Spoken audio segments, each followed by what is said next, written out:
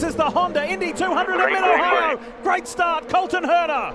Colton Herta, great jump. Graham Rahal able to go in line with him, but on the outside there, Alex Palou trying to make a move. He's around Kyle Kirkwood, who's now coming back on the outside of 5. Kirkwood to the outside. He'll have the advantage at the next apex. That pink Auto Nation car forcefully holding on to third as Marcus Ericsson and Felix Rosenqvist come together. The two Swedish drivers collide, and that is not a great opening lap here at Mid-Ohio for the Chip Ganassi racer and the McLaren man. Yellow is out. So you see Ericsson there on the inside of turn 6. Yeah, he was just wide. I mean, Felix gave him room, it looked like, on the inside, missed the apex a bit. Here we go, and Kyle Kirkwood is sizing up. Look at that pink car. He's sizing up Graham Rahal through turn 1, the resurfaced turn 1, climbing the hill to the keyhole in turn 2. Colton Herta leads the field back to green. There's been a change within the top 3. Very hard fight between this man here, Kyle Kirkwood, in the Auto Nation Honda for Andretti Autosport, and the points leader, Alex Palou.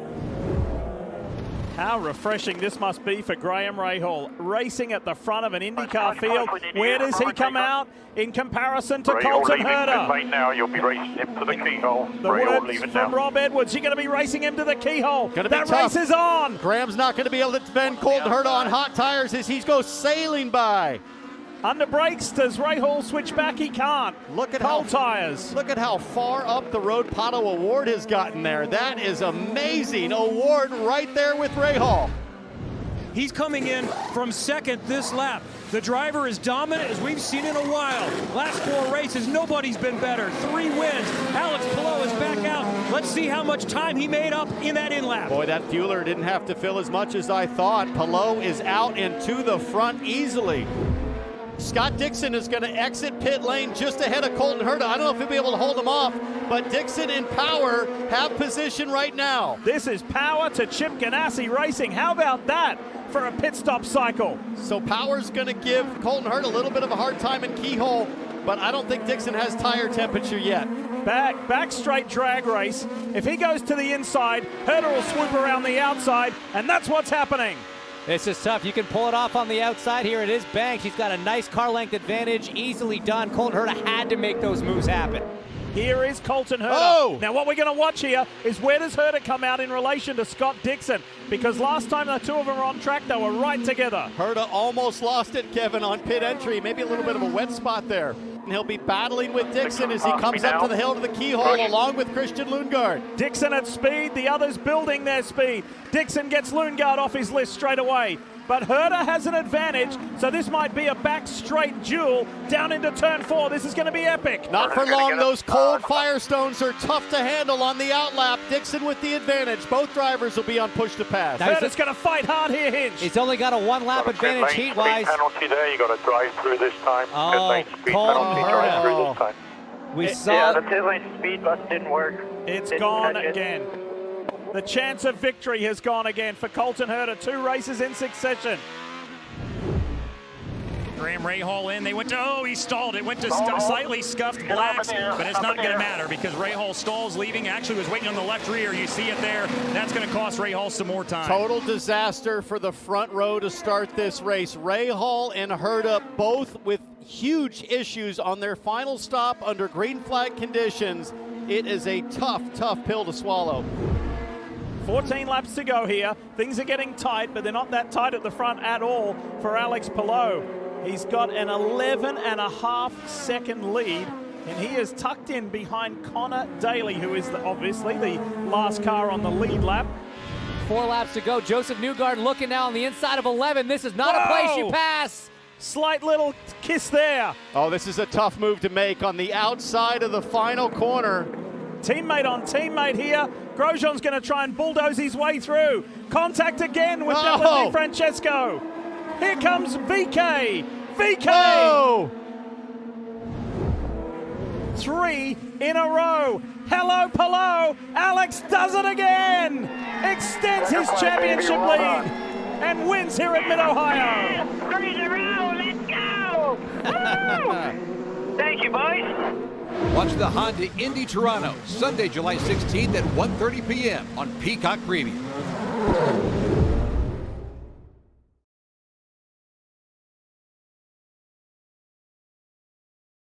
Welcome to another episode, rather, of the. Whoa! I got 5 things going on here at once. Here, let's try this again. There we go. Welcome to another episode of the Push to Pass podcast. I am Derek Vance, and as you see here, joining me as usual is the same cast of characters that you see here week in and week out. I will get to them and introduce them here just shortly. But we do have a lot of things, fellas, to go through here this evening, obviously, with a week off. Now we are back to racing. Thank heavens. We are going to be at, well, we as in me and Michael. I know Josh has a prior obligation that's going to force him to miss this week. I know he was super excited about going, and I'm sure he'll share that with everyone here momentarily. But we are rolling over to Lexington, Ohio, to God's country in my eyes. To Lexington, Ohio for the Honda. Oh, yes, Josh. 200 at Mid-Ohio.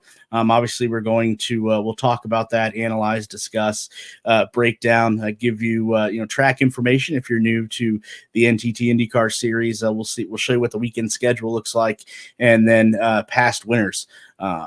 Because definitely a new era is going to start in IndyCar on Friday with the new hybrid engine. I'm sure we'll talk about that, and then we'll have a video and explaining what that new hybrid engine is later in the show, and a few other things. Also, too, I know people that are tuning in to see Lindsay Brewer at 8:30. Unfortunately, she has a team meeting, a team announcement, and we have no idea what it is. So again, we apologize. We're going to have to push her back another week. We have no idea what's going on over there at Juncos Hollinger Racing.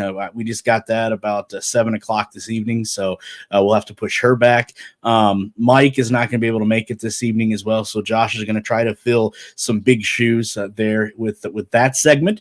Also, we'll have the weather report for Mid-Ohio this weekend from the official Push to Pass podcast weatherman. He'll be coming on about 9 o'clock, and then obviously, fellas, and we'll discuss this as well. Huge news coming out of the Arrow McLaren stable earlier this afternoon. I know some people aren't fans of Arrow McLaren, and that's perfectly fine. But a lot of news coming from them as well. But before we get into all of that, like I said, I do want to introduce the cast of characters that joins me week in and week out. First, Josh, good to see you back. Like I said, I know how excited you were because you brought up the idea of actually going to Mid-Ohio, but like I said, something prior obligation popped up and is going to force you to miss this weekend. But I know you're going to be listening and watching with bated breath, I'm sure. Yeah, my previous engagement happens to be work. As much as I would love for this channel to be monetized to where all 3 of us could just quit our jobs and hop on the road and just follow the NTT around like a bunch of deadheads would have done for the Grateful Dead in the past. Unfortunately, I was unable to get the day off, so I had to bail on on the other 2, but I know Mike and Derek will be in Ohio. Sorry, that's an automatic thing when I say that state. When they'll be there representing the Push to Pass podcast, and I'm sure that they'll have a fantastic time and have all the good food because IndyCar puts on quite a spread everywhere they go, especially in different places. I mean, nothing's better than having a good breakfast or a good lunch on the NTT IndyCar series. So, other than that, I'm excited. We'll see how this race goes this weekend and how the hybrid engines being put into full display, how they work out for us. Yeah, we absolutely will. And Josh, I'll make sure after going to the great state of Ohio, I'm going to bring you back a whole bunch of Buckeyes just to put in your office as decorations. I'm definitely going to do that. But yes, Mike is going to be going to his first race, not his first race and the NTT IndyCar Series, but first race now as a member of the Push to Pass podcast. I know how excited that he is being able to get back to the track. Mike, you know what? I'll let you explain how excited you are. Yeah, I'm really excited to get back to a racetrack. That's for sure. Unfortunately, it will be in Ohio, so that is the biggest problem. I'm with Josh on that one. I was already in Ohio once this past weekend, so 2 weekends in a row. I'm gonna have to sanitize and stay away for a while. But Josh, I will throw all the Buckeyes out of the car on the way back. No worries there. But yeah, really excited to get back. Mid Ohio has been a really good track for the IndyCar series, and being there previously once before. Just a great location, great fan turnout. A lot of camping goes on there. So be interested to see how things have changed since I've been there last. But really excited to get back to the track and cover some IndyCar. Wow, I see what I'm going to have to be putting up with for the rest of the season, but you know what? That's okay. That's okay because college football is right around the corner. But great segue, Michael, into obviously what this podcast is about here, and we are going to preview and discuss and analyze what we're going to see this weekend in Mid Ohio and Lexington for the Honda Indy 200. And you know what? I don't know what we're going to see. I find it odd. And again, I'll throw it over to both of you before we get into really digging into what the Honda 200 is going to be this weekend. But I just find it rather odd that in the middle of a season, in the middle of the championship points race, that the NTT IndyCar Series would think that it's a great idea to debut new hybrid engines. I mean, I could understand if you're going to do that in opening up 2025, being opening up on Fox, new TV deal, bring out the new hybrid engine here or there. But it's just odd to me that a new engine that is going to literally throw a monkey wrench into this first race, obviously, and it may be going forward until teams get a firm grasp on what this hybrid engine's capabilities are. I know they've tested with it, but testing in race conditions are obviously two totally different things. But before we get into the meat and potatoes of this, I'm curious to get both your guys' thoughts on the NTT IndyCar Series debuting a new engine in the middle of the season, not at the beginning of the season in 2025 or 2024, but debuting it in the middle of the season in a points race that is awful tight.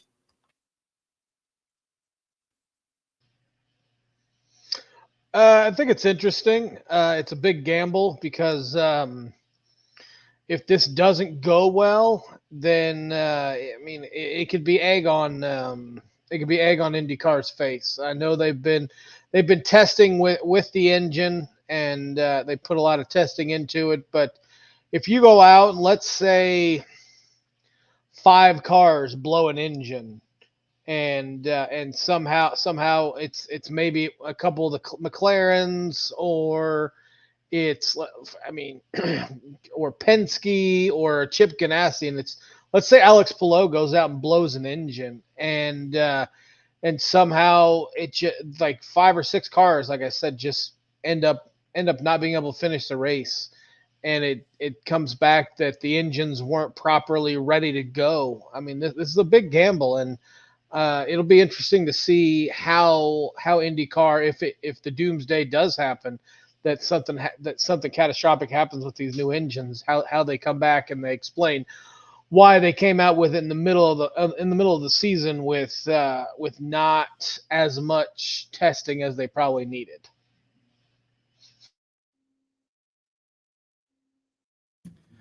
Yeah, I kind of agree with both you guys.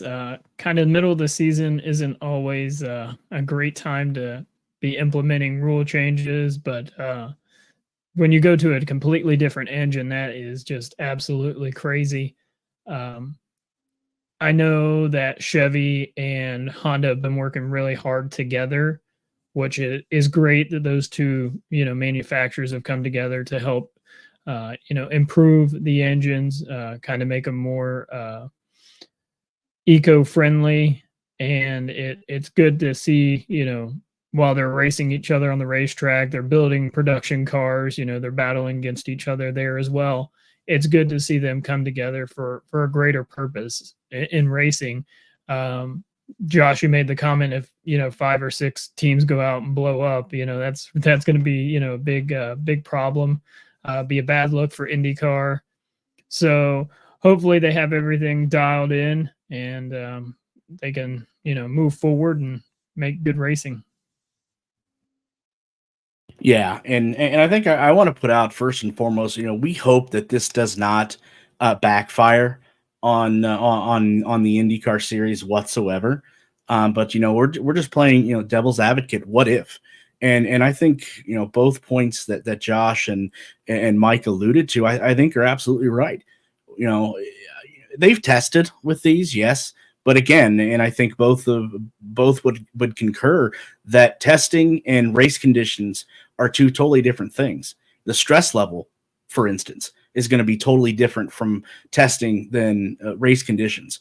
So I really hope that these new engines don't fail. Absolutely, because I would hate for the NTT IndyCar series. You just signed a new deal, lucrative deal with Fox, that in 2025, I think you're going to see the viewership, it's going to jump dramatically. And, you have more news coming out of new drivers, new blood in the NTT IndyCar series. And then you introduce these new engines that are going to be the wave of the future, cleaner, things of that nature. And they just, they, as a term we like to use at work, they just poo-poo.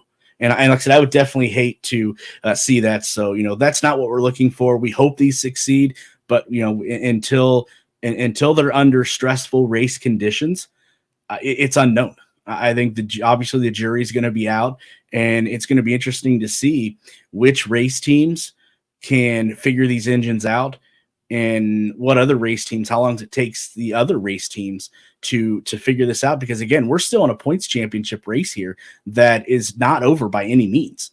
So I think that's something to pay attention to for sure. But talking about Mid-Ohio, let's take a look at the track map there up on screen and get you some information if you are aware of what Mid-Ohio looks like, or if you are a first-time listener or watcher of the NTT IndyCar series. Like we said, it is the Mid-Ohio sports car course, and the cars on Sunday, the NTT IndyCar series is going to run 80 laps, which equates to 180.64 miles. Yeah, the Mid-Ohio sports course, like I said, is located in Lexington, Kentucky, which for people that are geographically challenged like myself, but when it comes to Ohio, that is located halfway between the great city of Columbus and the dump that's Cleveland. The road course rather is a 2.258 mile 13 turn road course that offers just a tad bit of everything from elevation changes to high speed corners to flowing corners, tight corners, and then a narrow 40-foot racing ribbon. And getting in and out of the pits is definitely going to be a challenge as well. Well, like we're going to go 80 laps, 180 miles. Yeah, 180 miles. Obviously, this weekend, practice, qualifying, warm-up, and race will be found on NBC and Peacock.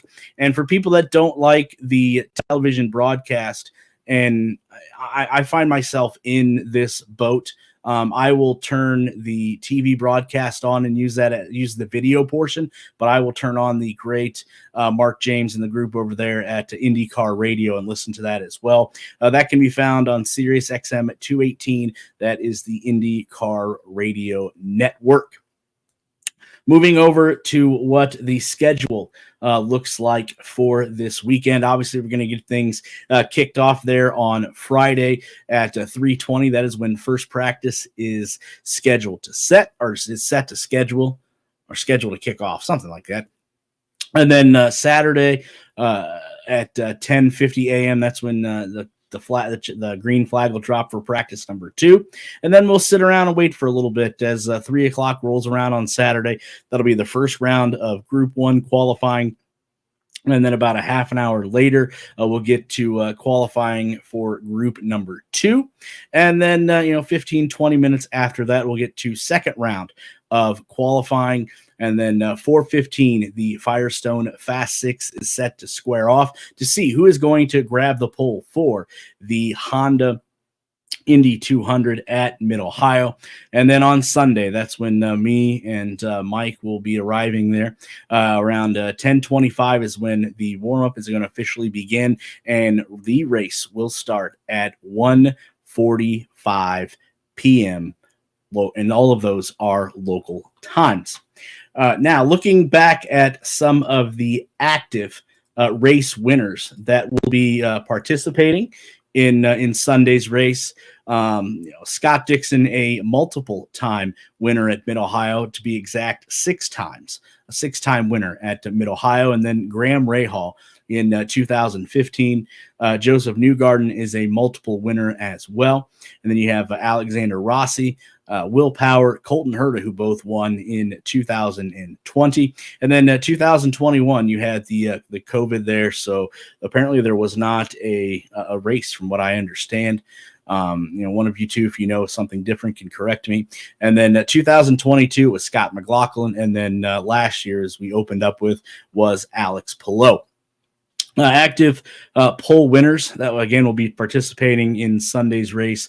Will Power, who is a multiple time pole winner there at Mid-Ohio, 4 times to be exact. Scott Dixon, 2-time pole winner. Alexander Rossi, Joseph Newgarden, Pato Award, and Colton Herta. So that is your quick track rundown. Josh or Michael, anything that you guys want to add to the track info or the race info for this weekend?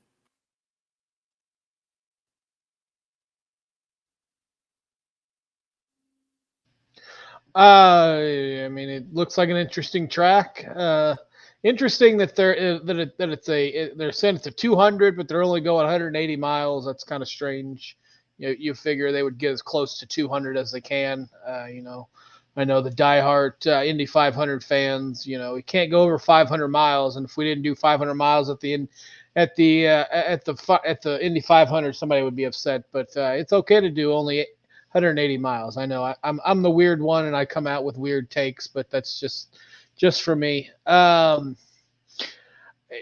Like I said, like we were talking about, the hybrid engine's gonna have a big buzz around the garage this weekend, and those 2 practices are gonna be very important in getting getting a feel for what the engine's gonna feel like on the track.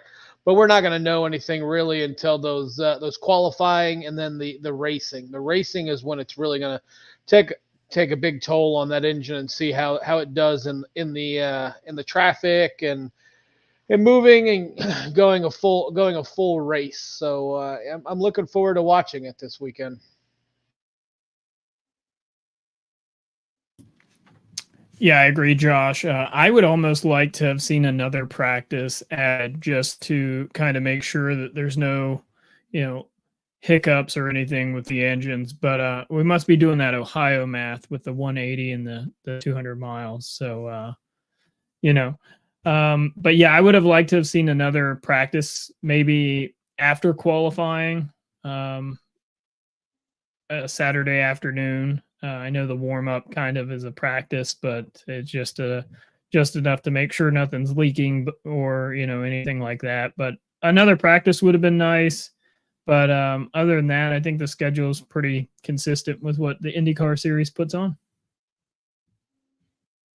Yeah, I was kind of curious. And I put that back up there, the weekend schedule, because it's kind of curious as to if where you would fit that third practice in, just how you would jumble that schedule. But you know what, I'm not against it, obviously.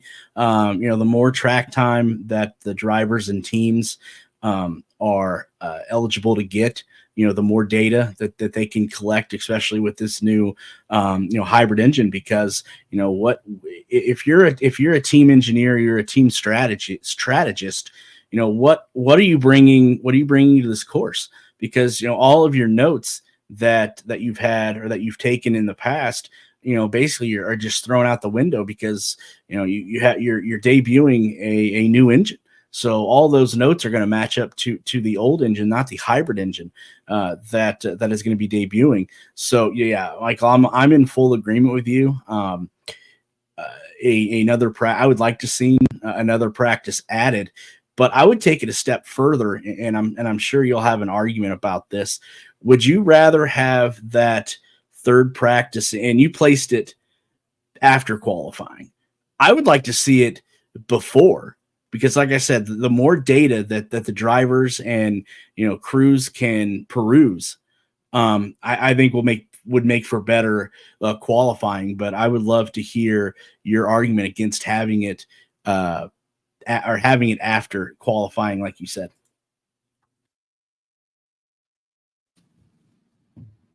Just for after qualifying, I think you can really fine tune the race setup versus, working fully on qualifying setup. So you'd have that maybe 50 minutes or so after qualifying to kind of fine tune some final race adjustments or anything like that you'd need to do. But, before qualifying, after qualifying, it really wouldn't matter a whole lot, just more track time. I'll always fight for more track time. I think that the more time the drivers have on the racetrack, the better the racing is. Josh, any thoughts on having another practice before qualifying or having a practice after? I mean, I could see I could see it being before practice. Before qualifying, because after qualifying, you don't want you kind of want to limit what they can do to the cars outside of repairing stuff. I would say and if I was a team, I would want it beforehand, because if I'm if I'm P1 through P5, I really don't want to go out there and do too much to my car, because I just qualified in a top 5, and as we all know, on these street/road courses, your top 5s are gonna be mostly your winners. So to have that possibility of something going wrong and breaking something before you get into the race and having to hurry up and fix it, as long as it's not a catastrophic wreck or anything, is so I would advocate for early sometime Saturday before they qualify, to have a third practice out there would be great. But beforehand, afterhand, whatever. I'm with Michael. Get as much track time as you can.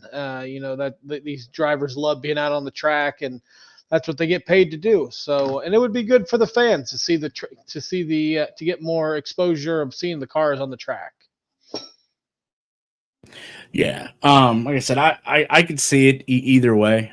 But regardless, fact of the matter is, if it was before qualifying or after, just as long as the drivers and teams were able to get out there and gather as much data as possible, because obviously it's going to have to come into play, because everybody's coming in here with a fresh slate.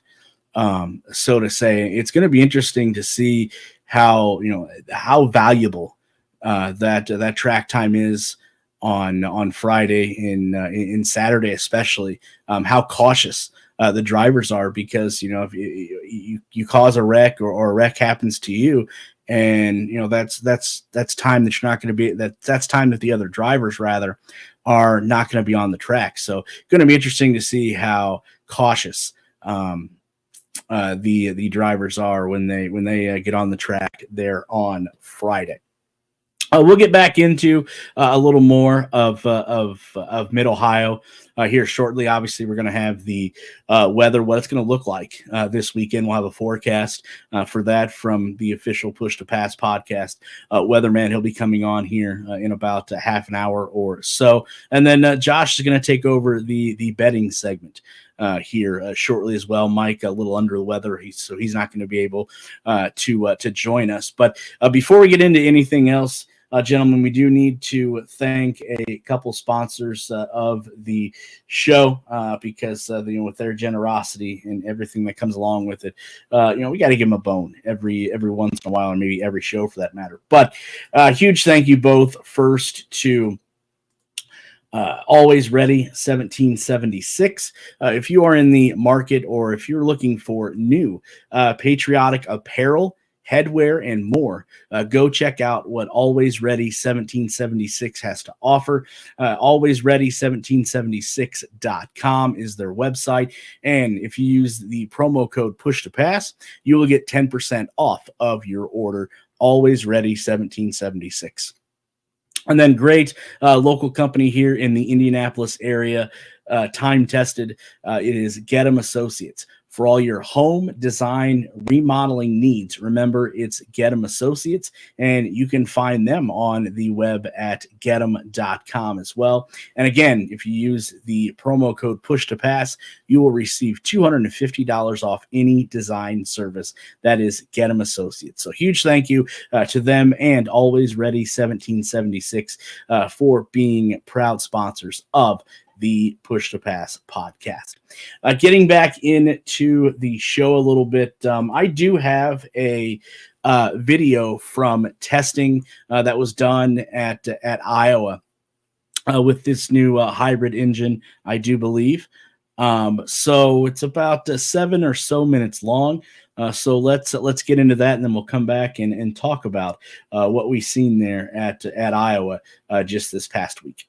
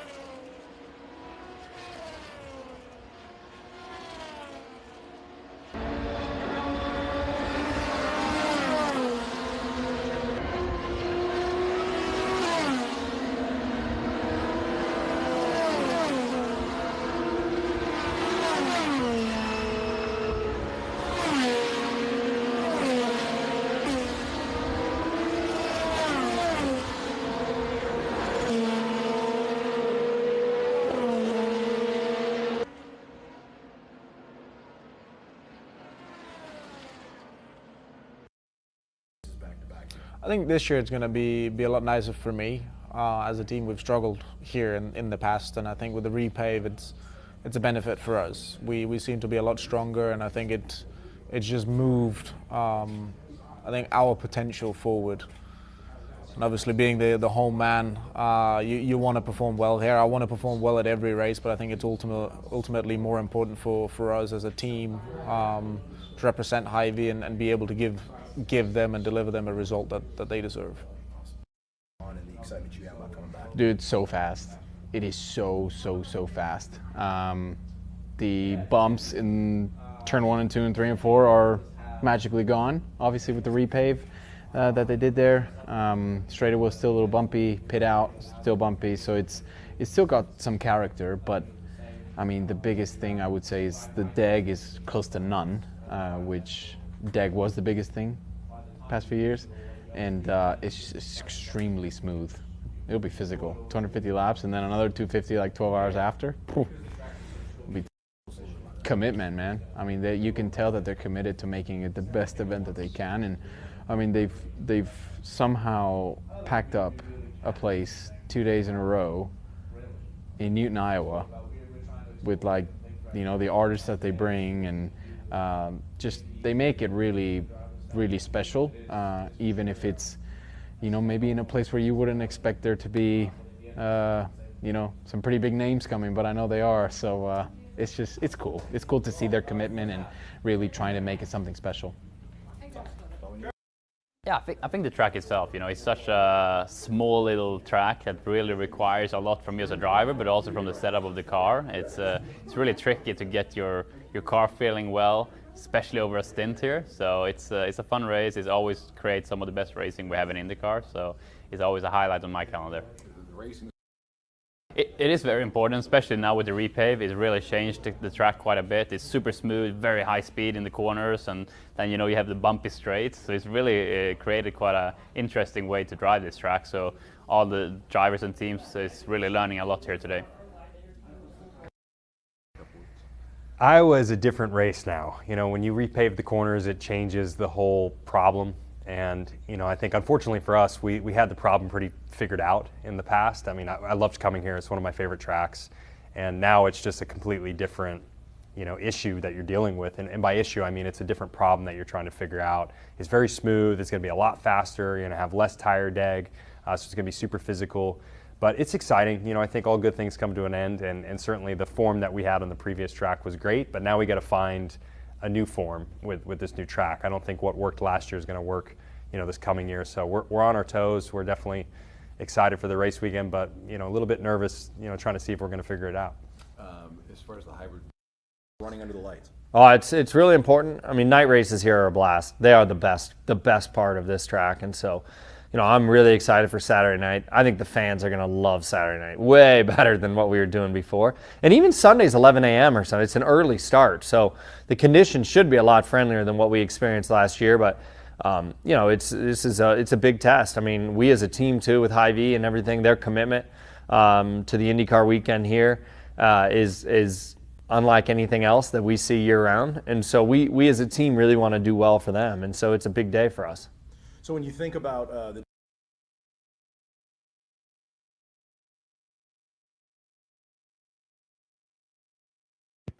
All right, good stuff there from testing at Iowa. Obviously, the drivers talked a lot about the repave. I know NASCAR was one of the first ones, Michael, I think a couple weeks ago, to be able to find out how that repave is. But you could see, talking about that from those drivers, that they're excited about going to Iowa, obviously. And I thought, you know, Pato brought up some great points. I thought about, the enthusiasm and what Hy-Vee brings to this sport. I think is something that's unmatched from other sponsors outside of the 500. Obviously, I think the job Hy-Vee has done with a 2-day event, and, you know, like you said, packing the Iowa Speedway, you know, out in Newton, Iowa, before before covering the IndyCar series, and I think Josh can probably agree with this. The only thing I knew that was in Iowa, obviously outside of corn, was the Field of Dreams. So I had no idea that this track was out in Iowa. So in Newton, Iowa, where wherever the heck that is. But yeah, give Hy-Vee credit for what they've done, and then you can just see how excited I think these drivers are to race here. Obviously, it's going to be fast. It's in Joseph Newgarden's, I wouldn't quite say backyard, but wheelhouse.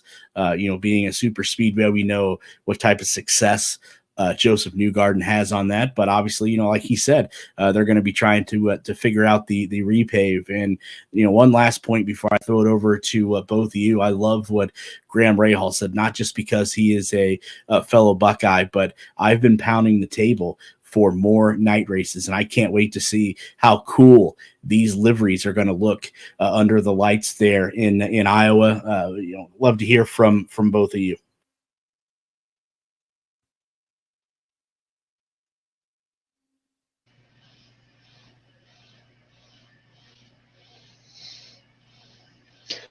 Yeah, sorry, I had a bit of a internet problem there for a second. Yeah, I love night races. Night races are probably one of my favorite things to watch. You get through the hustle and bustle of the day, you sit down with a nice drink and maybe some chips or some wings or something, and you enjoy a night race that I don't think there's anything better than watching auto racing under the lights. Maybe one of you guys could explain what DAG is. They kept talking about there wasn't DAG. I'm a very novice first into this, so maybe Michael, when he comes on, he could tell me more about it. But with the repaving of the corners, like they said, it's going to be interesting trying to find those different lines and different things where they can make the car stick and get through those turns and get to the straightaways where they can accelerate to the most point. But Iowa should be a good thing, and Hy-Vee has made this an event, kind of like the if you're familiar with the PGA, the Waste Management Open has become a big spectacle. I think Hy-Vee has been able to do that for this track. So Iowa should be fun in a couple weeks with the doubleheader. Yeah, I think Iowa's going to be really good. And to answer your question, Josh, DEG is more a shorter term for degradation of the tires, how much the tires wear, how much graining is in the tires, whether that top layer comes off or not, and how far that top layer comes off. So without a lot of degradation, your speeds are going to be pretty consistent throughout the entire run. So the speeds will be pretty consistent, not a lot of tire fall off. The racetrack itself, I have rebranded from Iowa to Frankenstein because of the way NASCAR decided to repave the track. A good aerial picture will show you that they kind of paved the corners, but one lane is longer repaved than the other. So that could be interesting as well. So yeah, I think Iowa does a really good job. Hy-Vee obviously coming in. They've turned the doubleheader IndyCar race at Iowa into a mini F1 race weekend. F1 does a lot of this kind of stuff, and IndyCar doesn't get enough credit. Hy-Vee doesn't get enough credit for what they've done in Iowa, of all places. Derek brought that up too, like Iowa. What's in Iowa? Corn, and corn. And then driving down the interstate, there's a little racetrack. So they bring in, it sells out. The IndyCar races sell out. The NASCAR race sold out this past 2 months ago. Even their smaller division, the ARCA series, sold out. So the fans show up at Iowa. So for me, I think Iowa is a great racetrack. They do a great job all around, and I think it's time that IndyCar and Hy-Vee get more credit for that. Let me break in here, Josh, because I know you want to talk about tire deg because that's your favorite topic to talk about is tires. But I forgot to add one thing that Iowa does. If you pay attention to college football, you'll get this reference. Hey, Iowa grows punters. Iowa grows punters, so don't sell them short in punting. But Josh, like I said, I know this is your favorite topic to talk about. Tires and tire deg. I guess now I understand. Why you didn't understand it because again, it had to do with tires. But I'll give you the last word on this because I want to ask about Nashville. Because IndyCar obviously in a few months is going to tackle the Nashville Speedway. And, if you're familiar with NASCAR, they were just there this past weekend. So I wanted to ask Michael about what he thought of Nashville, the Nashville Super Speedway. I've never seen it. Going to be a first for me. But Josh, take us out on tire and tire deg.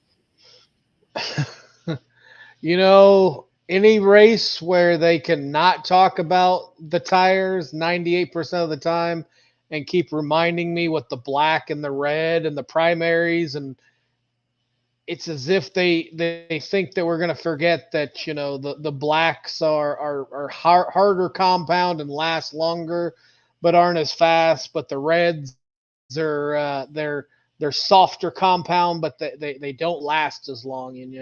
For some reason, IndyCar has this cockamamie rule that you have to use at least one set of alternate tires every single race. I don't understand it why. Give them the option, but don't force them to try and have to use both sets of tires. It just doesn't make any sense to me. That's my rant on tires.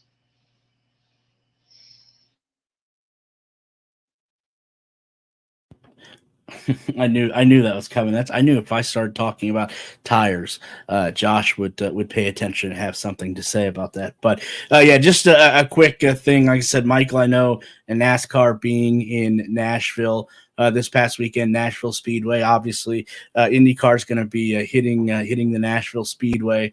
I think the end or the middle of September, if memory serves me correctly. But give us a little bit of preview there as to what challenges or what issues did NASCAR teams have this weekend at Nashville that IndyCar, and obviously it's two totally different things, but something the IndyCar teams could pay attention to down the road.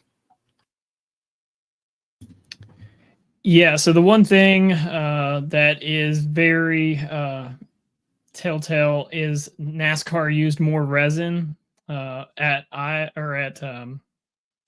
Nashville. So therefore, we may have a little bit of a Texas problem. Hopefully, not as severe. Watching the Cup race on Sunday, this raced a lot like a short track. So you kind of charge the corners, got to keep the momentum through the center. And you're really digging all the way around the racetrack. So I think if you can have a 2-lane track for the IndyCar series, I think it's going to be a great show. I think the middle groove for the IndyCar series would be the preferred groove. So I think with Nashville, it's going to be exciting. I hope that it puts on a good show because that resin is it's a little tricky with the Firestone. So hopefully the race is good. It is in September, mid-September, the 15th championship race in Nashville. Another high praise for IndyCar and keeping this race in the Nashville area. It's in Lebanon, Tennessee, which is about 45 minutes east of downtown Nashville. But to keep it in the area, Nashville's been really good for IndyCar. So to keep it in the area, I know it's not downtown because of the construction of the new Titan Stadium, but to keep it in the area and really, boost that town and really help make that town a IndyCar town is great. So, I think the race could be very exciting. Yeah, like I said, I can't wait. Plus, being a speed or an oval, we're big fans of ovals here. If you can't tell, so definitely excited for that. But I know we got a whole lot of racing left to go before we get to Nashville and settle a NTT IndyCar championship for sure. Like I said earlier in the show, if you missed it, Mike feeling a little bit under the weather this evening, so Josh has. As they say at work, was voluntold. Not really, but he's going to fill Mike's shoes, or attempt to, with our betting segment. I know I've gotten some messages actually through the listeners and watchers on YouTube about hoping the betting segment doesn't become too long, and I don't think that's ever been the case, to be quite honest with both of you. I think it's not lengthy like others. I think we get straight into the point when Mike joins us, or if Josh has to do it off the cuff. So I don't think it's bad, and we're not trying to force it down anybody. Obviously, if you don't like the betting segment, you can mute us until we're done. But no big deal. But Josh, I know you are having an issue finding odds for this week. Hopefully you're able to find something. I also know that Mike left you a little bit of a nugget or note about betting this weekend as well. So the floor is yours. Well, in my quest to try to find odds, I didn't really find anything. I searched MGM, I searched Caesars. I couldn't really find anything. I found a website called Pickswise. Their three tops are Colton Herta at plus 500, Joseph Newgarden at plus 1,000, and their biggest long shot at plus 4,000 is David Malukas. So, as Mike has said in the past, Vegas sleeps on the IndyCar series. I could find I could find NASCAR. I could find NASCAR Truck Series odds on this beautiful Tuesday evening, but I could not find IndyCar stats. So we're just gonna have to wait closer to the start of the weekend. Maybe Friday they'll wake up and figure out that there's a race this Sunday. But Mike did send a thing. Check out, and you'll want to research and see which team has had the most track time with this in testing with this new hybrid engine, and because that's going to throw a monkey wrench into this whole thing. How the engine performs and does for each team. So as always, follow Mike's Twitter or X or whatever the heck we want to call it now. Oh, sorry, looked like I had gone away.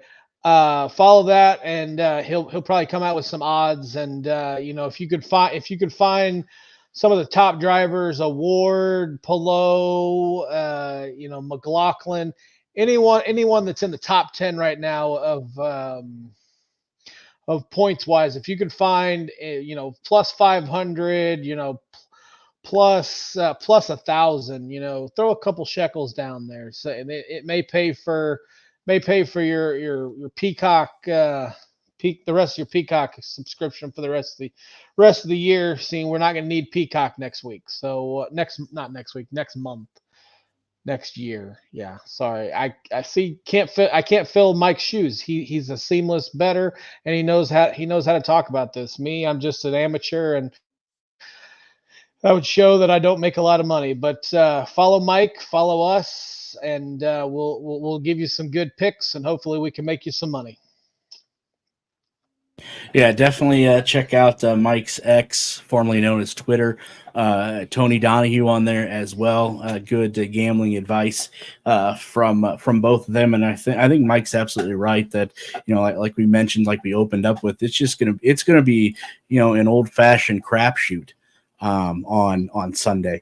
With especially with this hybrid engine, it's just gonna be it's gonna be who can figure it out the quickest. obviously. And, just looking at some of the active race winners that we went through earlier, I would look at Scott Dixon.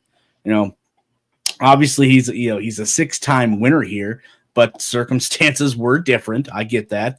But, how can a wily veteran that, it doesn't take him long to figure things out with somebody I'm looking at, Alex Palou, obviously the success that he has had and continues to have would be somebody as well. And then obviously, you can't count out the Penske squad there who each have wins here at Mid-Ohio with Joseph Newgarden having 2, Will Power with 1, and Scott McLaughlin with 1. So that's where I'd be looking at. But again, if everybody's keeping track at home with our race picks of the year, my whoever I pick gets the kiss of death. So you probably don't want to bet with the people that I mentioned because you're probably just peeing your money, and I'm going to use PG, peeing your money down the drain if you pick somebody that I've mentioned. But Michael, kind of curious to get your thoughts here as well, the betting aspect of this. Anybody you're looking at, or is this shouldn't be, like I said, just a total, crapshoot this weekend? Yeah, Josh, the one you mentioned, David Malukas, I'm doing some research on him earlier for something that I'm writing, and he only has 2 starts at Mid-Ohio, but he's finished in the top 10 both times, 9th place finish and a 6th place finish, so that might be a decent bet. And Derek, you mentioned Scott Dixon. I mean, it doesn't matter what kind of car it's been. I think I seen a video earlier with one of the old school cars, and I call it old school, but it's only about 10 years old, with those big bumper covers on them, and he won that race. So Dixon, if there's going to be one guy that figures it out, it's going to be Scott Dixon. So I would definitely that Malukas bet sounds somewhat interesting, but yeah, Dixon would be where I'd put my money going into the weekend.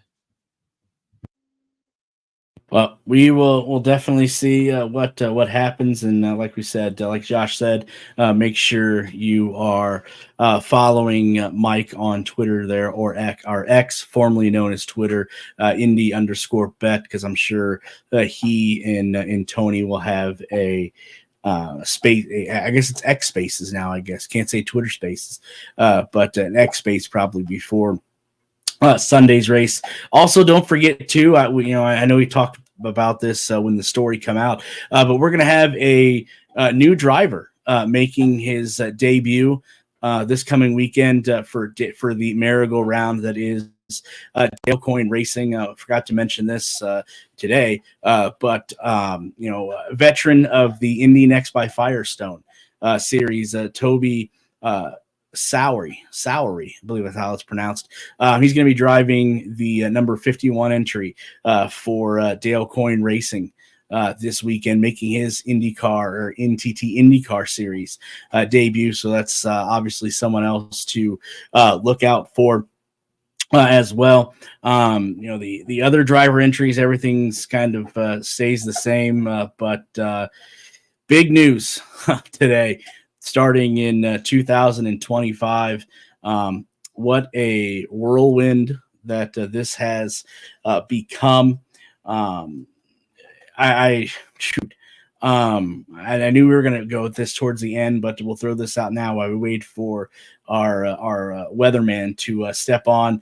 But another big announcement, and I think this might be the last one, and I say that tongue in cheek, from Arrow McLaren.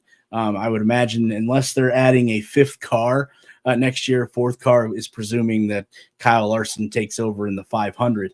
But their driver lineup, I would imagine, is set for not only next year, but the years going forward in the youth movement that Arrow McLaren has started over there. But I think we can officially say that the NTT IndyCar Series silly season has begun. The driver lineup continues to shuffle, like I said, over at the Arrow McLaren racing outfit. They're heading into 2025. Earlier today, they did announce that current Ray Hall Letterman Lanigan driver Christian Lundgaard of the number 45 Hy-Vee Honda at season's end will be replacing the current Arrow McLaren driver Alexander Rossi, who drives the number 7 Velo Chevrolet. Former series rookie of the year Lundgaard is currently in his third full season on the NTT IndyCar Series circuit. In his previous career, Lundgaard did race at the Alpine Junior Racing, where he spent 2 seasons in F1 or F1A Formula 2 championship. He also claimed 2 wins and 6 podiums there in 2020. He's also won the SMP and Spanish F4 championships and scoring a win in F3 as well. A little snippet of quote from Lundgaard earlier today. "I'm excited to have my plans set for 2025 and beyond, and I'm thrilled it's with Arrow McLaren," said Lundgaard in a statement. As for Rossi, a former Indianapolis 500 winner, last to do it as a rookie, keep in mind, with Andretti Global. He has spent the last 2 years with Arrow McLaren. During that time span, Rossi has collected 2 podiums, led 32 laps, along with his best finish of P3 earlier this year at the Grand Prix of Monterey. It does come from the Associated Press that Rossi and Arrow McLaren are parting ways due to team principal Gavin Ward and Rossi's manager, his father, Peter. That's an interesting way to spell Peter, but nonetheless, those two were not able to agree on a long-term contract or new contract for Rossi, according to the Associated Press. A little bit of snippet from Rossi here. My time at Arrow McLaren, while it's been a short 2 seasons, has been rewarding in many ways. Now, interesting about that, if you don't know, is that was actually said after testing in at Gateway in St. Louis within the last couple days. So that's interesting that's when there may have been a leak there from Rossi that he was on his way out at Arrow McLaren. Now, think about this. With Lundgaard now in the fold, along with obviously Pato O'Ward, who's going to be the veteran of the group at like 24 years old, and Nolan Siegel, they will make up one of the youngest teams in the NTT IndyCar Series. Interesting there, to say the least.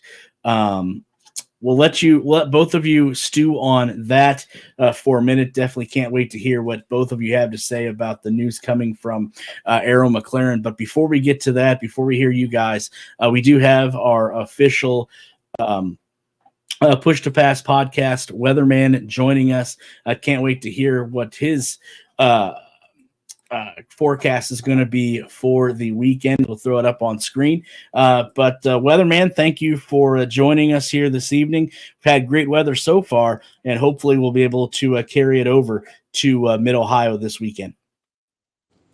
Yeah, good evening, guys. Thanks for having me on again. So, as you can see in the graphic, really probably the big picture there is Friday as the potential impact for weather is what we're tracking right now.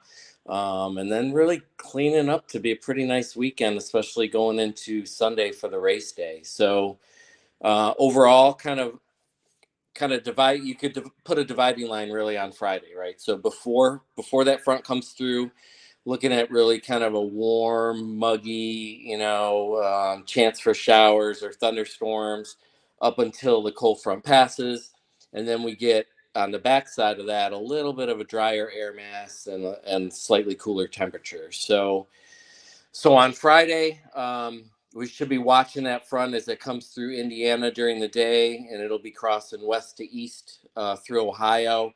And right now I'm projected maybe around the noon to 1 p.m. time frame is when at least the opportunity for some showers to be in the area starts to pop up. So if you're looking at the schedule for Friday, that kind of puts the USF Juniors race, the Indy Next, and the IndyCar practice sessions, and even that USF 2000 race at the end of the day there around 5. Those are all events that are kind of in that window that could see some wet conditions. So, we'll be monitoring that obviously over the next couple of days to kind of see if we can scope that in or narrow that down a little bit. And those rain chances really go into the early evening. So I'll point out too, even with kind of the humid conditions that I talked about, we've got a lot of moisture in the air, some instability. We've got some dynamics coming through with that front. So there are some ingredients there for some of those storms to be a little on the strong to severe side. So again, that's something I'm keeping an eye on, at least for the next couple days, to see if we have to be concerned even with some of those storms being a little on the severe side. So once that passes Friday evening, there's not a whole lot of cold air behind the cold front, which is kind of typical for these summer systems, but it is a little bit cooler. And if we do at least get some drier air in there, you'll start to see those dew points drop as we go Saturday into Sunday. So Saturday, you notice on the graphic, I made mention there maybe some showers off to the north. I think the low pressure circulation that's associated with that front still kind of hanging out in the Great Lakes, but I think it's going to be far enough north where maybe those showers hang out more into Michigan and southern Ontario.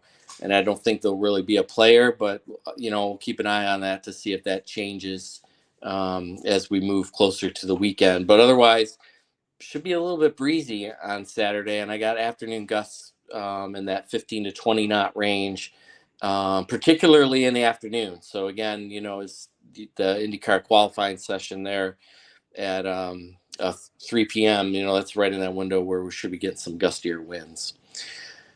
And then by the time we get into Sunday, those clouds should be departing, and we're looking at sunny conditions and temperatures running a little bit cooler Sunday morning. And then without those clouds, that bump the temps up a little bit higher than Saturday. But again, it should be, for folks attending, it should be a noticeable difference between anybody that's there on Friday afternoon vice, if you're going to the race on Sunday afternoon. Definitely looks like a great weekend ahead. 4th of July, maybe a little messy, but past that, Saturday and Sunday definitely look like great weather days. Can't wait to get to Lexington on Sunday. Weatherman, good stuff as always. I know if something changes, obviously you'll put it out on your X account, formerly of Twitter. I know it's running down there on the bottom of the screen, but for people that can't see it, where can they find you and follow you at on X? Yeah, 100%. So we'll I'll be keeping this updated as we get closer through the weekend. Again, IndyCar _ WX man. If you search IndyCar Weatherman, should come up on X/Twitter. And then you can also find my forecasts. I'll post them over on Threads too. Same handle. So. All right. Good stuff as always, Weatherman. Thank you for coming on, and definitely look forward to not only a great 4th of July weekend, but a great weekend of racing. Nonetheless, we will talk again soon. All right. Thanks a lot, guys. Have a good night. All right. Good stuff there as always. Like I said, love to see that weather, and hopefully that does hold for this weekend and getting the race in. But getting back to what we were discussing there, going over the big news from today. Obviously, Christian Lundgaard is going to be driving for Arrow McLaren next year. Alexander Rossi on his way out. I know we discussed before going on the possibilities of where Alexander Rossi could land. It does kind of lean a little bit towards Ray Hall, Letterman, Lanigan Racing, so this may just be a 1-for-1 trade. We have to see, but kind of curious to hear both of your guys' thoughts here before we skedaddle on out of here as to Christian Lundgaard going to be a part of a young nucleus at Arrow McLaren in 2025.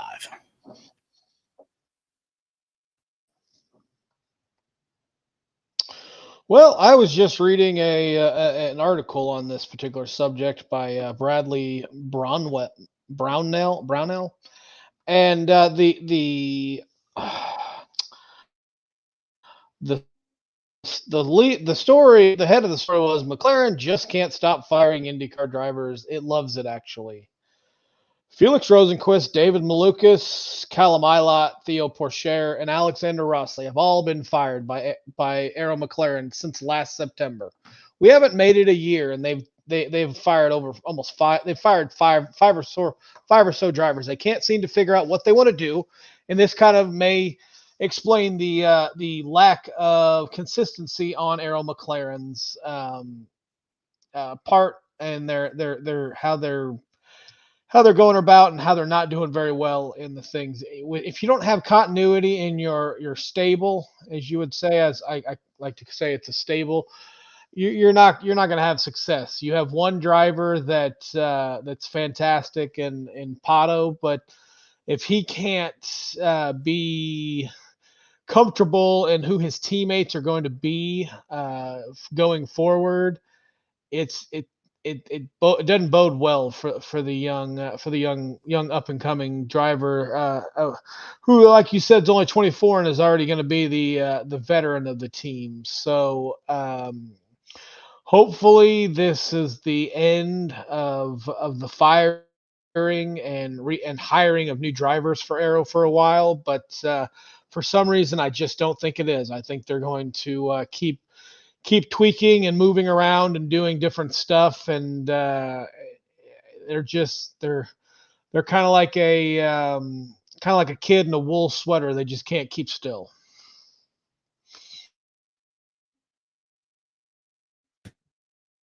Yes, Josh, I agree with you.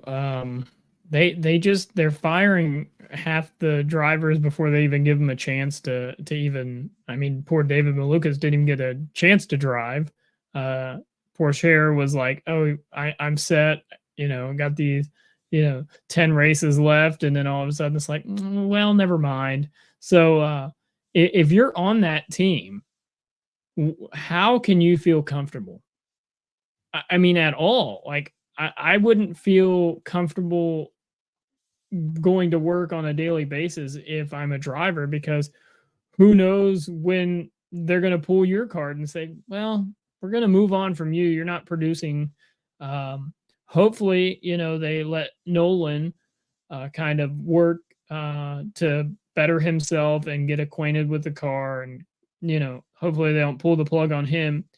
But the one that should be worried, in my opinion, is Pato. I mean, without the push to pass situation at the beginning of the year, I mean, what's his best finish? Like, he's not performing very well. Rossi's, in my opinion, performing better than Pato. So Pato really needs to step up, in my opinion. If he's going to be the leader of the team, he's going to have to, perform well and execute. And if he can do that, I honestly believe that Pato and Arrow McLaren can be a championship winning team. But they have to start getting things in a row, and they have to just kind of stay out of the news, honestly. My big question, and I don't know if any of the articles have mentioned that, but is the Hy-Vee money coming with Lundgaard or not? So, we talk about how well Hy-Vee's done with the series. Are they going to be more of a series sponsor, or are they going to stick at Rahal, Letterman, Lanigan, or are they coming with Lundgaard? Those are the questions I have. Well, I'm going to counter, Michael, your argument or point about underperforming. But before I do that, I think I may have an answer to what you were just asking. Now, I did see, and again, a huge hat tip to Tony Donahue. He was the first one that I seen on this news, first and foremost. So huge hat tip to him for, I don't know who he goes through to get his news. But this was sent out at 8:35 this morning, 8:35 this morning, that Arrow McLaren was going to have a driver announcement. Now, following that was at 8:38. Again, Tony Donahue on X, formerly known as Twitter. Rumor is Hy-Vee will go with Lundgaard to McLaren as Arrow looks to scale back its sponsorship, if continuing at all. So that is where that sits. So I don't know if that's quite the answer, Mike, that you were looking for, but that's as far as I know on that scope. Now, getting back to what have you done for me lately? In 2 years at Arrow McLaren, he did 17 races in 23 and 8 in 24. So quick math, 23 races, right? No, sorry, 25, excuse me. 25 races. How many podiums do you think Alexander Rossi has with Arrow McLaren in 25 races? You want to take a guess? I think you said earlier he had 2. Is that correct? Yes, you're paying attention. 2. So, I mean, if you want to ask what Pato Award has done for you lately, what has Alexander Rossi done with more experience in 20, 25 races, 2 podiums? Now, I would look at Pato Award from the time he stepped on with Arrow McLaren to compare. Absolutely. But in 25 races with more experience, and you've been only 0 wins. Now, I understand, obviously, Pato's win has an asterisk beside it. I get that. But in 25 races, the best you've been able to do is 2 podiums and no wins. So, I mean, it is. What have you done for me lately? I think with Alexander Rossi, and maybe Pato Award isn't too far behind in that regard as well. You could also turn that on Arrow and ask what kind of equipment are they being given? Is it the best? We look at Arrow and we think that they're this big flashy, they're the new kid on the block, and they've got they're wearing their leather jacket to school, and nobody, and everyone thinks they're cool, but then you go back in their closet and that's the only jacket that they have, one jacket, and that's it, and that they don't have the latest stuff. Why have they gone through so many drivers since September? I know David Malukas was due to not being able to race, but maybe Arrow needs to look within and see why are these drivers not having as much success with the equipment that they're giving them. We know Pato, he doesn't always have the best equipment out there. Some stuff fails on him. He had that one time where his car just shut off for a quick second and gave up a win that he should have had last year. So maybe it's not so much the drivers. Maybe Arrow needs to look more in, and Zach Brown needs to look more in and figure out, do we have the best and the brightest working on our cars, or do we need to do something? Because I'll use a basketball reference. How many coaches has LeBron James been through? It's always the coach's fault. Maybe there's a common denominator.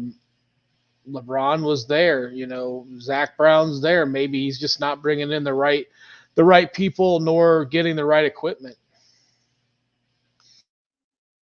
Now, Michael, I see you're slaving over there on the keyboard.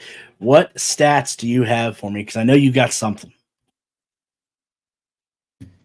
Yes. So last year, Pato definitely had a better year than he's obviously had this year. I believe it was 6 podiums last year for Pato. 7? Okay. And, I believe it's only without the win 1, but he would have been on the podium, so 2. So you're right. Rossi hasn't performed as I would say he's expected to with that equipment. Um, so, but I still would say that Pato has to feel a little bit of pressure going into that leadership role as the driver. I mean, you look at Pato this year. He had the win St. Pete, and then the thermal. He was didn't make the final. I don't even remember how that format was set up or anything like that. But then the next three races he went 16th, 23rd, and 13th. Was in contention to win the 500, and last three races have been good: 7th Detroit, Road America, and Laguna Seca 8th. So if you can continue to kind of work towards that, I mean he's sitting 6th in the points, so it's not like he's forever away. But I mean Rossi's only 10 points behind him in 7th. So if we're looking at what you've done for me, recently, if you look at this year alone, and we have to combine everything, but when you look at everything, it does look like Rossi definitely has not performed to probably the aspect of the car last year for sure. But this year, I would say he's pretty consistent with what Pato's done, obviously with the point system and point standings and everything. So it is just interesting, but I do believe Pato, this is his time to stand up and shine as a leader. And to your point there, I'll agree with you 100%, absolutely. But quick synopsis of Pato's statistics since he signed on with Arrow McLaren in 2020. Before we put a bow on here, in 73 races, because there was 2018, 2019, he did a total of 8 with another team. So in 73 races, excuse my math, Pato has 5 wins. Now, again, you can put an asterisk beside the one in 2024. I'll accept that. But 22 podiums and 5 poles in that 5-year stretch. And in 2 years, Alexander Rossi, that's combined, has 2 podiums altogether. And as you said, in 2023, Pato had 7 by himself. So, it's what, the sport's becoming what all the other professional sports are in the coaching realm is what have you done for me lately? And, the stats don't lie. And, Alexander Rossi, as Josh alluded to, was underperforming. Now I think you can make the argument, and I don't want to drag this out. I think you can make the argument that Christian Lundgaard has overperformed at Ray Hall Letterman Lanigan. I think the argument can be made there, but that's another time, another episode.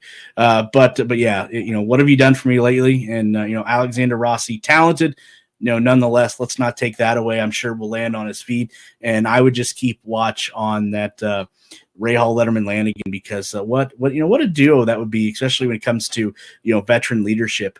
With Graham Rahal, and if Alexander Rossi does end up there, I will give you two the last word before we drop the checkered flag and get on out of here.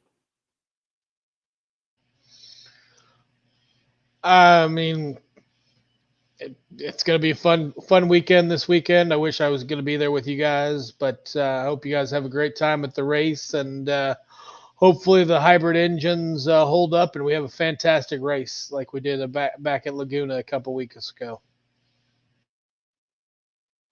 Yeah, right there with you, Josh. I hope this weekend's race is good. Hope no engine issues or anything like that. Hopefully the start of the hybrid era starts off in a good foot forward, and that everything goes smooth at Mid-Ohio and the racing is good.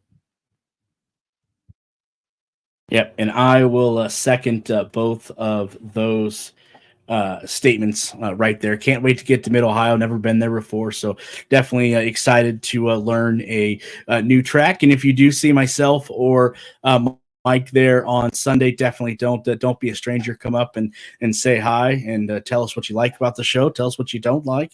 We're open for criticism, obviously. But yeah, definitely can't wait to meet to the people out there. I can't wait to get out there again. Mid Ohio, never been there before. Excited to be able to go. Like I said, this was Josh's idea. Give him credit to wanting to go, and definitely add it to the list of tracks that we'll be looking to make a trip to in 2025. But for that does it for another episode here on the Push to Pass podcast. Huge thank you to everyone that was able to join us. I know we had some guests back out there late, but we'll get them rescheduled and get them out to the viewers. Huge thank you to everyone that is watching over on X, formerly known as Twitter, and YouTube as well this evening.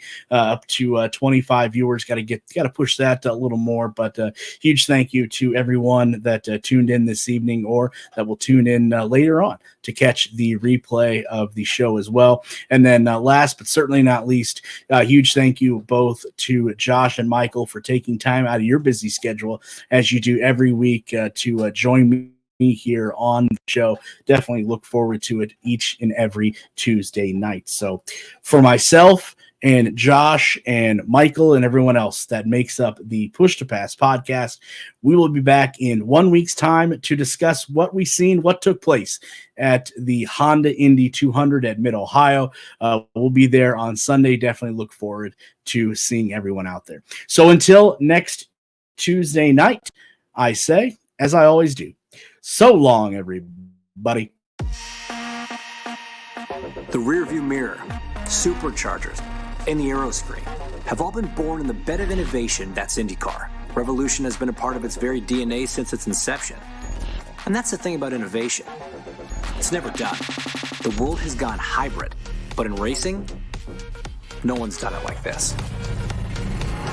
Bringing Chevy and Honda together, two bitter rivals on the track, to develop a hybrid system that has never been raced before. And this hybrid, we're talking ultra capacitors. They charge faster, deploy faster, and they're lightweight. The only limiting factor comes down to the driver in the car. And that's where this whole Honda-Chevy cutthroat rivalry transformed into teamwork. There were two main objectives. First, develop a hybrid system that can work with the current engines and chassis. And second, fit it into this. We're in the headquarters of Andretti Global, a team powered by Honda.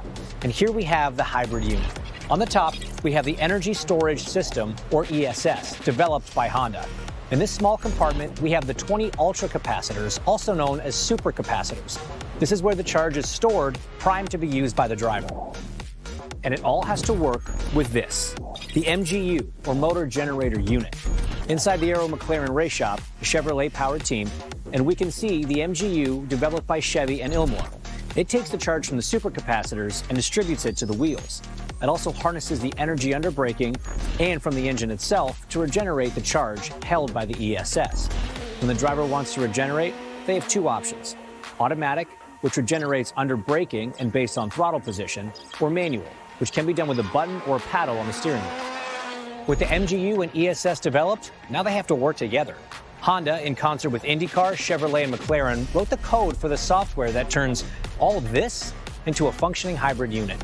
And what's even better, on rotor street circuits, when combined with the traditional overtake, it will generate over 120 horsepower, pushing the total system to over 800 horsepower for the first time in 20 years. The system is charged and deployed at will, wherever on the track, whenever. It also allows the driver to restart the car when stranded, avoiding the need for the AMR safety team to be deployed. This hybrid is low voltage, meaning it's safer for crews to work around and for the safety team to be near. So that's it. From spark to surge, this is just the next step of IndyCar innovation. But the real exciting part happens on track.